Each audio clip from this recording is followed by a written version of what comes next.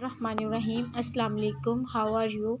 I am your teacher for English from Oxford School System in Chichavatni.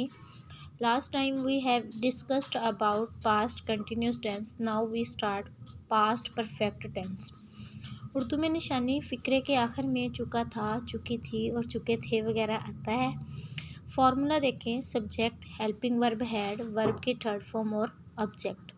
जब हम इसे negative बनाएंगे तो नेगेटिव में हम क्या करेंगे, सब्जेक्ट, उसके बाद हैड नॉट, फिर वर्ब की थर्ड फॉर्म और ऑब्जेक्ट। इंटेरोगेटिव में बेटा एज़ यूजुअल क्या होगा, हेल्पिंग वर्ब स्टार्ट में आ जाएगा, फिर सब्जेक्ट आएगा, फिर वर्ब की थर्ड फॉर्म आएगी और फिर ऑब्जेक्ट। चलें अब हम इसके एग्ज़ाम्पल देखें।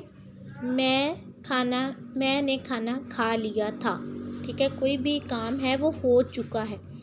अगर चुका है तो फिर क्या होता है, प्रेजेंट परफेक्ट टेंस। लेकिन अब क्या है, चुका था, इट्स मीन हो भी गया है और पास्ट में था। इसका क्या आएगा, I had eaten food. Then बेटा देखें, मैं अपना घर का काम कर चुका हूँ, यहाँ पे हूँ आएगा। देखें, I had done my homework. Doctor के आने से पहले मरीज़ मर चुका था।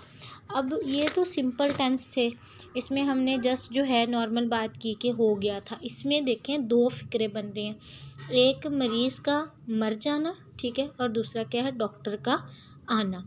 तो इट्स मीन जो डॉक्टर के आने से पहले मरीज़ मर चुका था, इतना पार्ट जो है ये हमारे पास क्या है, पास्ट परफेक्ट है। और ये वाला जो टेंस है ये किस में आता है, पास्ट इंडेफिनिट। सम टाइम जो है इस तरह के टेंस भी आ जाते हैं। तो आपने इस बात का ख्याल रखना है कि जब हमारे पास जो है वो पास्ट परफेक्ट हो तो उसके साथ हम किसका कम्बिनेशन करते हैं, पास्ट इंडेफिनिट का। The patient had died before the doctor केम। और अगर हम इसकी नेगेटिव फॉर्म करें तो the patient had not died before the doctor came.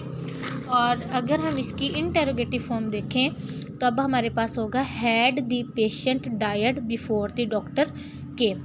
Okay, तो बेटा ये आपका जो है टेंस जो है वो कंप्लीट हो गया है, past perfect tense. Next time जो है इंशाल्लाह हम पास्ट परफेक्ट कंटिन्यूस टेंस करेंगे। इस तरह हमारे पास जो है 8 टेंस जो है वो कंप्लीट हो जाएंगे। अपनी रिवीजन बरकरार रखें, अपना बहुत ज़्यादा ख्याल रखिएगा। अगर कोई भी आपको कन्फ्यूजन हो, माइंड में क्वेश्चन हो तो प्लीज़ पूछ लीजिएगा। और साथ में आपने इंग्लिश ए का जो है वो कंटिन्यू ही रखना है। ओके जी, अल्लाह हाफिज़।